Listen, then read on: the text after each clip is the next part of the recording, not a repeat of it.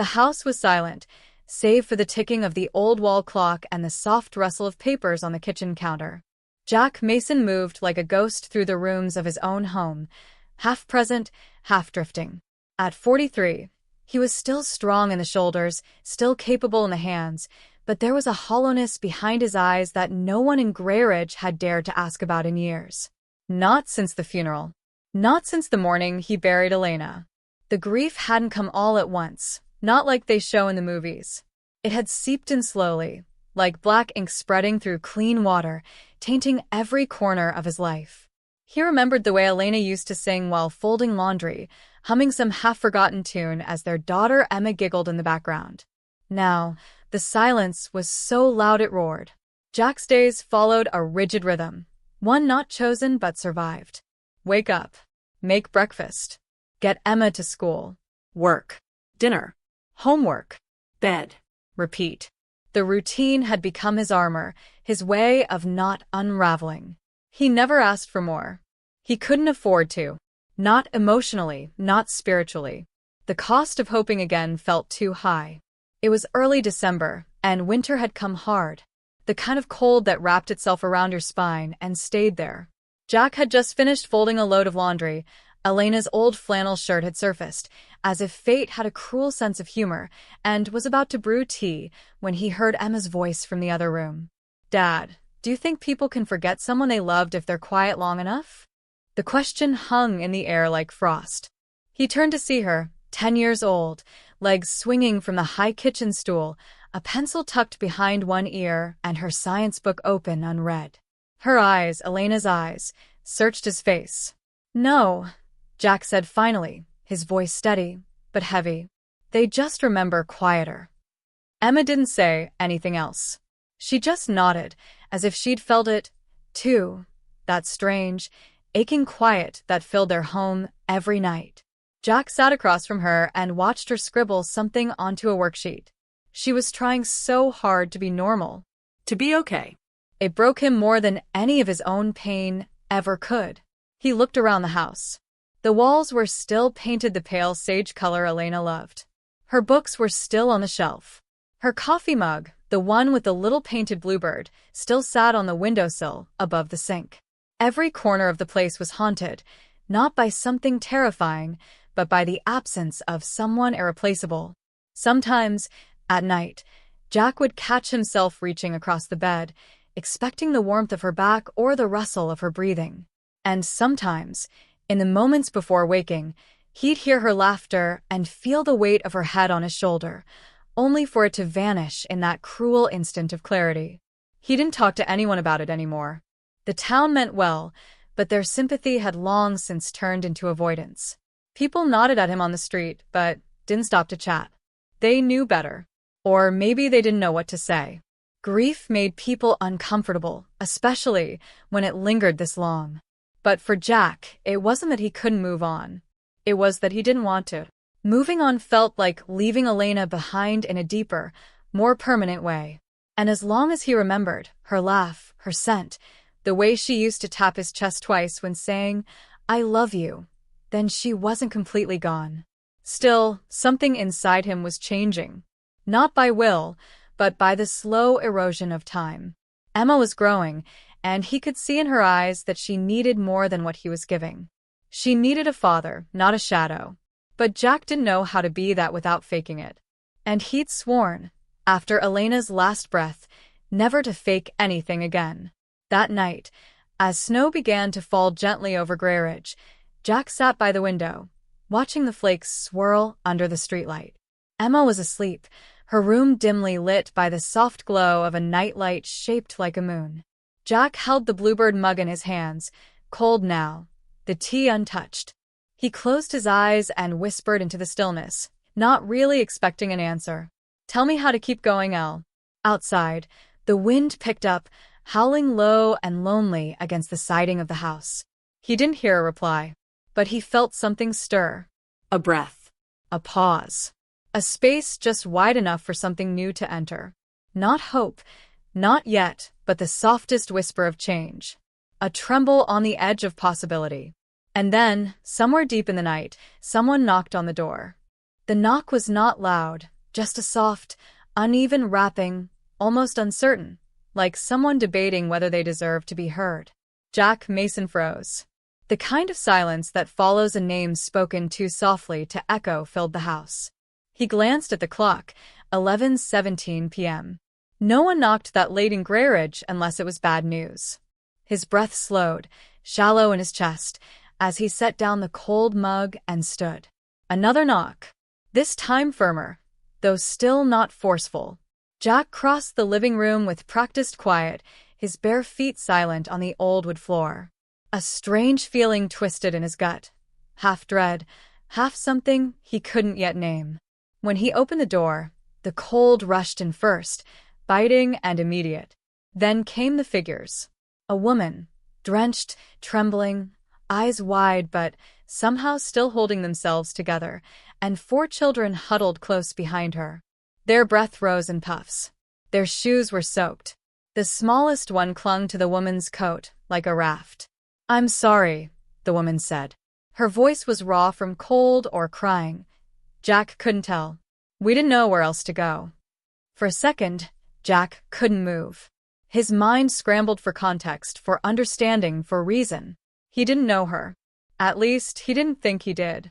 But something about her face, the lines of exhaustion etched into her brow, the protective tension in her shoulders, felt hauntingly familiar. Not in memory, but in emotion. "My name's Rose," she said, her voice shaking. We've been sleeping in the van. It broke down, just down the road. I saw your porch light. I thought," she paused, faltering. "I thought maybe you'd let the kids come in. Just to warm up. Just for a little while." Jack's throat tightened. Emma was still asleep down the hall. This wasn't supposed to happen. He didn't do spontaneous. He didn't do people.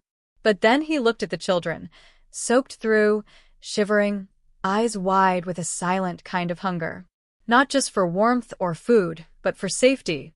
For someone to stop the storm, just for one night. "Come in," he said. The words came out before he could think. Before he could talk himself out of them. They stepped inside like ghosts into a chapel, careful, quiet, reverent. The littlest girl looked around like she was afraid to breathe too loud. Jack fetched towels, blankets, and his thickest pair of socks. The kids peeled off wet coats while Rose stood still, unsure whether to help or vanish. "Sit," he said softly, and she did.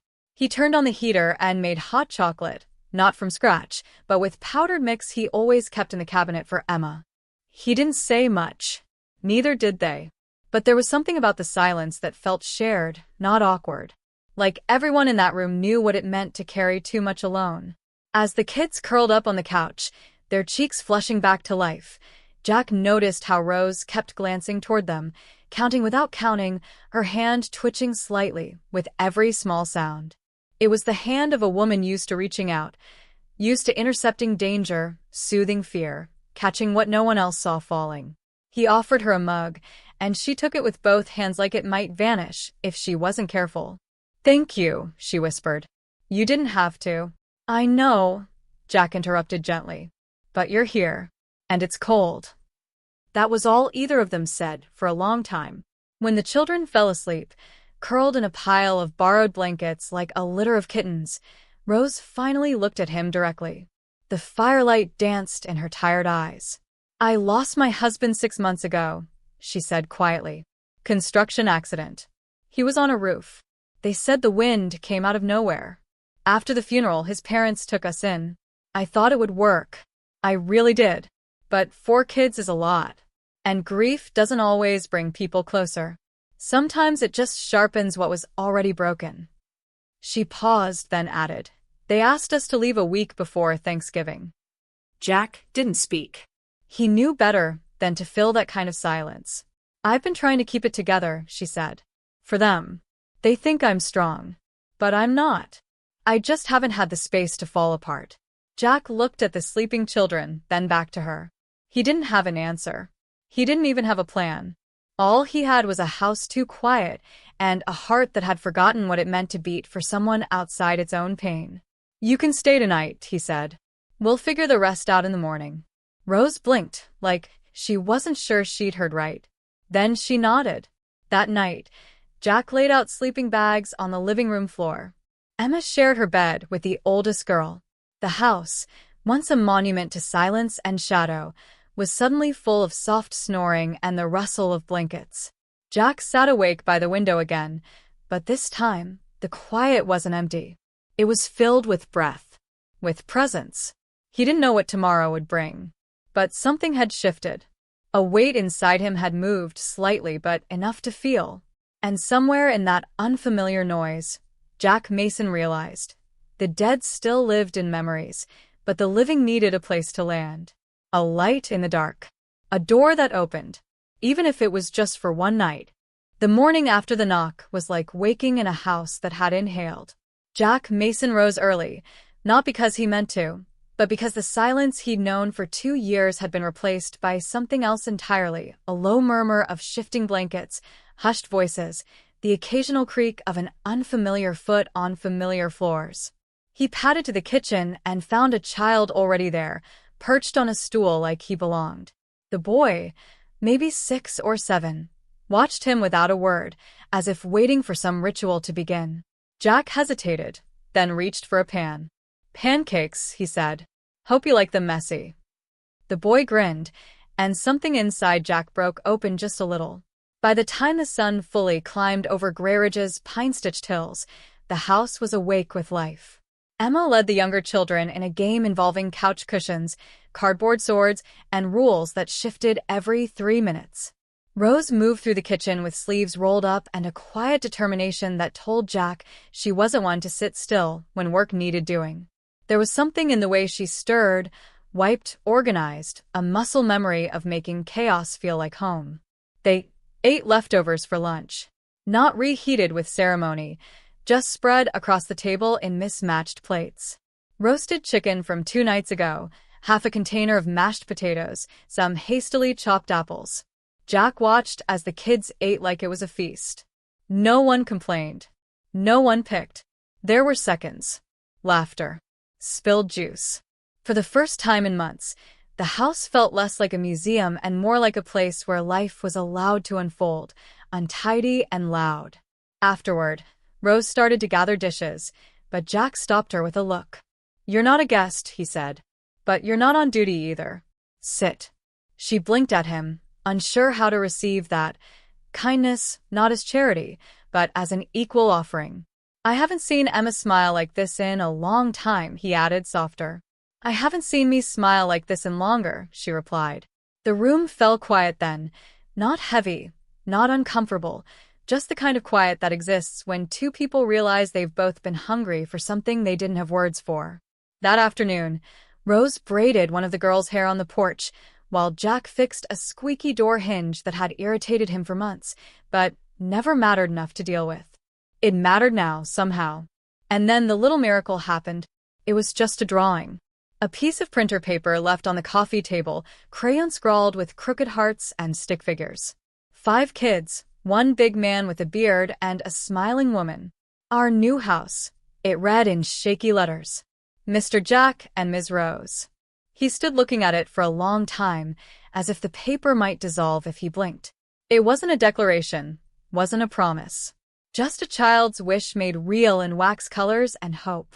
That night, after the kids were tucked into borrowed blankets and Emma whispered secrets to her new temporary sisters, Jack found Rose standing in the hallway, staring at a photo on the wall, Amanda's smile, frozen in sunlit memory. "She was beautiful," Rose said softly. "I can see where Emma gets her light." Jack's throat tightened. "I didn't expect this," he admitted. "Any of it. I don't know what I'm doing." "Me neither," Rose said. "But maybe we don't need to. Maybe just showing up is enough for now." And somehow, that felt true. They didn't talk about what came next. Didn't define the edges of this new shape life was carving into them. But in the leftover warmth of an unexpected meal, in the echo of children's laughter in one silent rooms, and in the quiet bond of 2 people learning to carry their grief without letting it smother the future, something undeniable had begun. A seed of family, messy, makeshift, miraculous, was pushing up through the frozen ground. It was a quiet Tuesday when the past reached out, and touched the present in the form of a photograph, dusty, half-forgotten, tucked between two cookbooks Jack hadn't opened in years. He wasn't looking for it. That's always how it is with grief. It doesn't knock. It simply arrives, familiar as breath and just as capable of stealing it away. He pulled the photo out with care, as though it might shatter in his hands. There they were. Amanda, in a dress that shimmered like early morning fog, her eyes laughing even though the photo didn't move.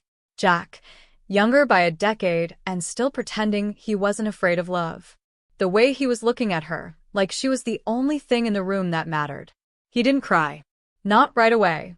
The tears were a slow thaw, something that built as the silence wrapped tighter around him. He sat at the table with the photo lying between his hands and felt the years compress. Not just the love, but the loss. The kind of loss that never stops echoing, it only changes its pitch. He didn't notice Rose until she was there beside him. She'd come in quietly, her presence as natural now as the ticking of the old kitchen clock. She didn't ask questions, didn't speak right away. She looked at the photo, and then at him, and something shifted in her face. Recognition, not of Amanda, but of the way Jack held the memory. "That was your wedding day?" she asked softly, already knowing the answer. "Yeah." His voice came out rougher than he meant. "We were kids." Thought forever was a guarantee.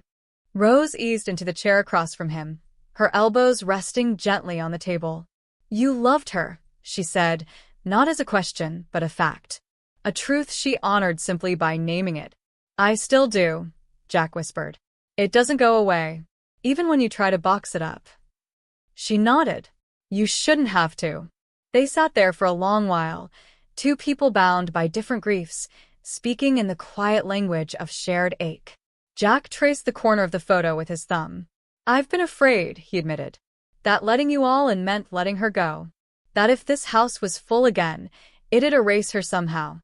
Rose leaned forward, her voice steady, certain. "Grief doesn't compete with love, Jack. It is love. In another form. Letting us in doesn't mean you've stopped loving her. It means that part of her, the part she left in you, wants to love again." Jack looked at her then, really looked. The fatigue in her eyes.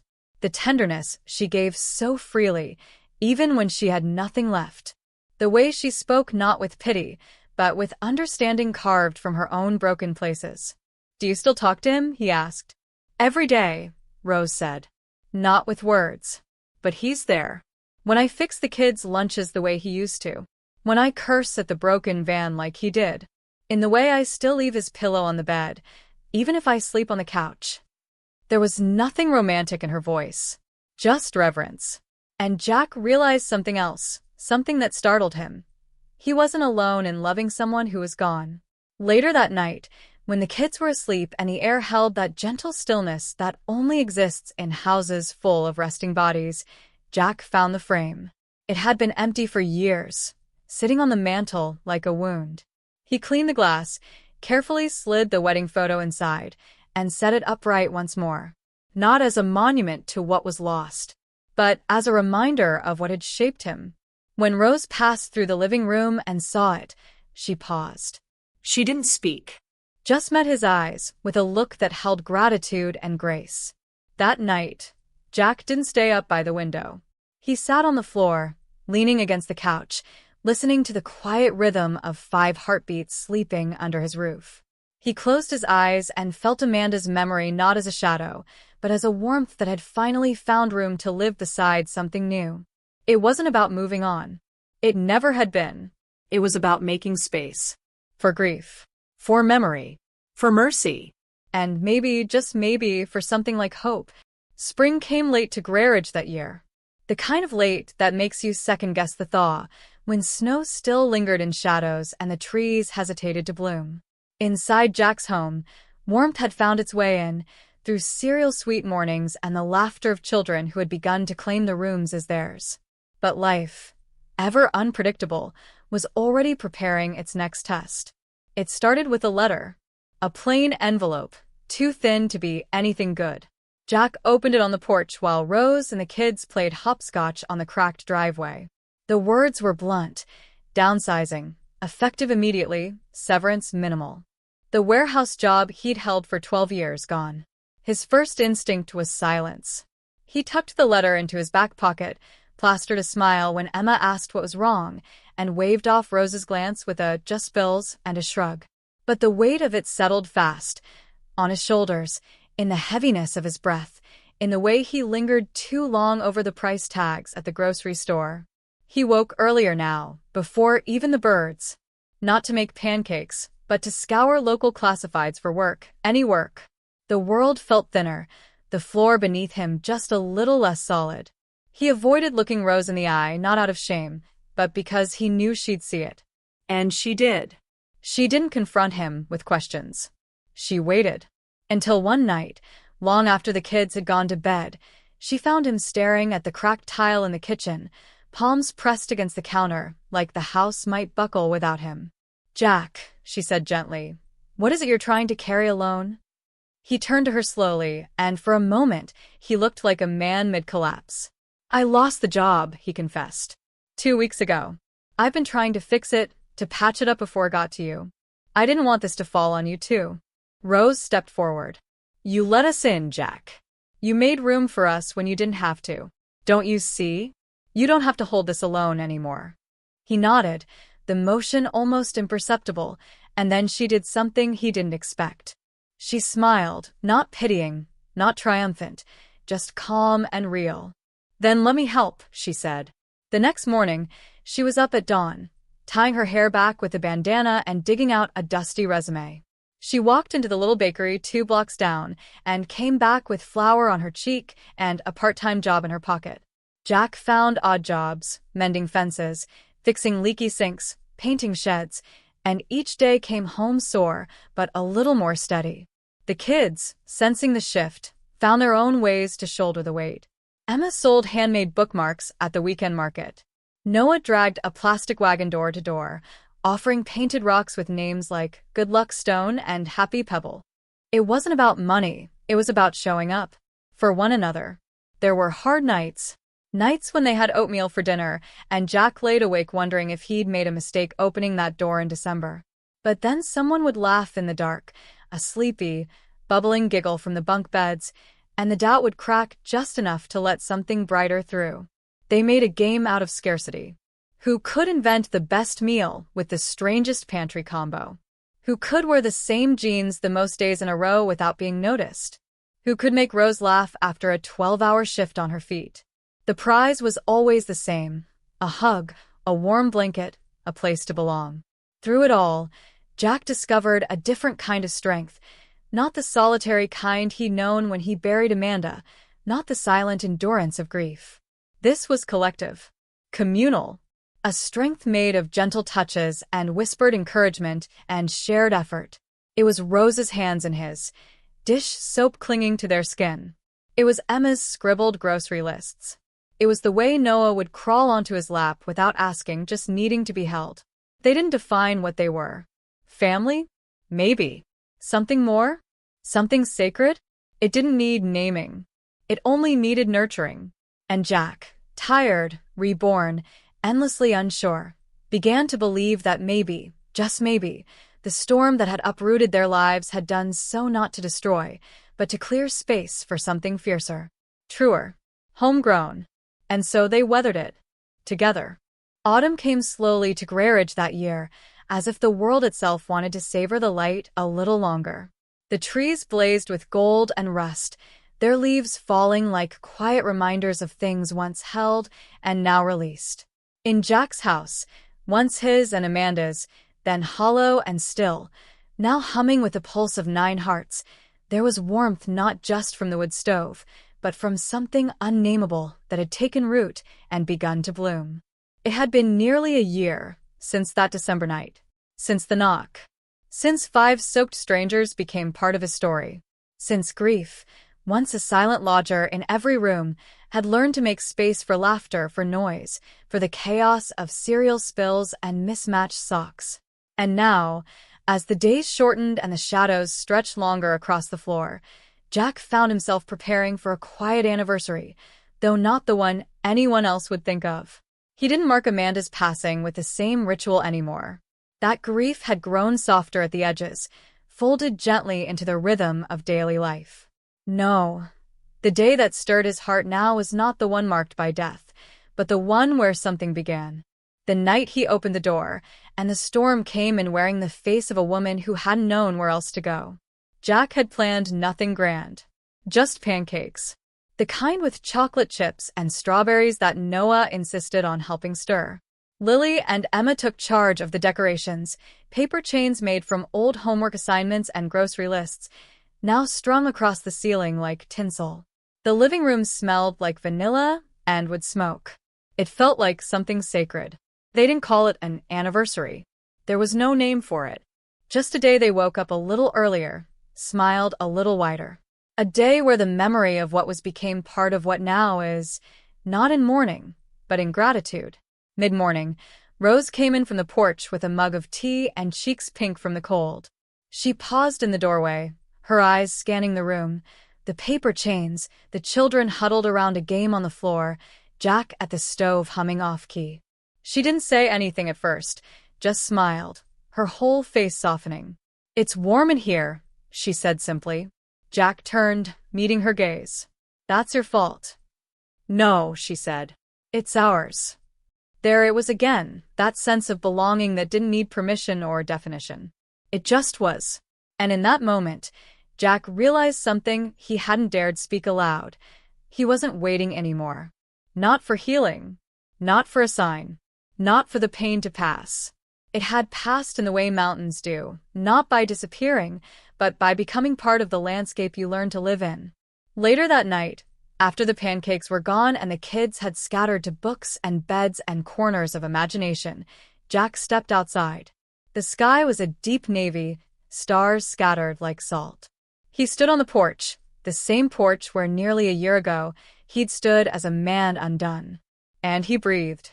There was no wind, no storm, just the stillness of a world settling into peace.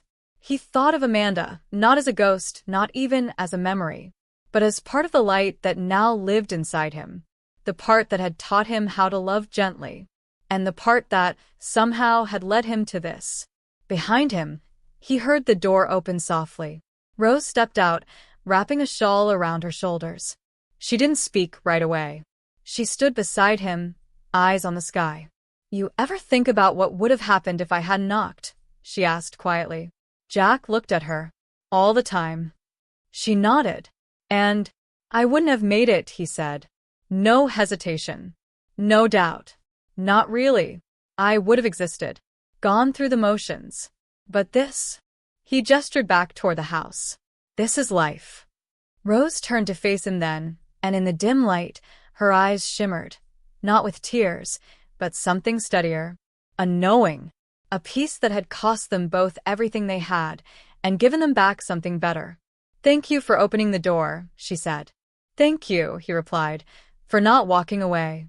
They stood there, shoulder to shoulder, the silence stretching comfortably between them. And then, as if on cue, the porch light flickered on. Automatic, unspectacular, but soft and golden and enough. Inside, a child laughed in their sleep.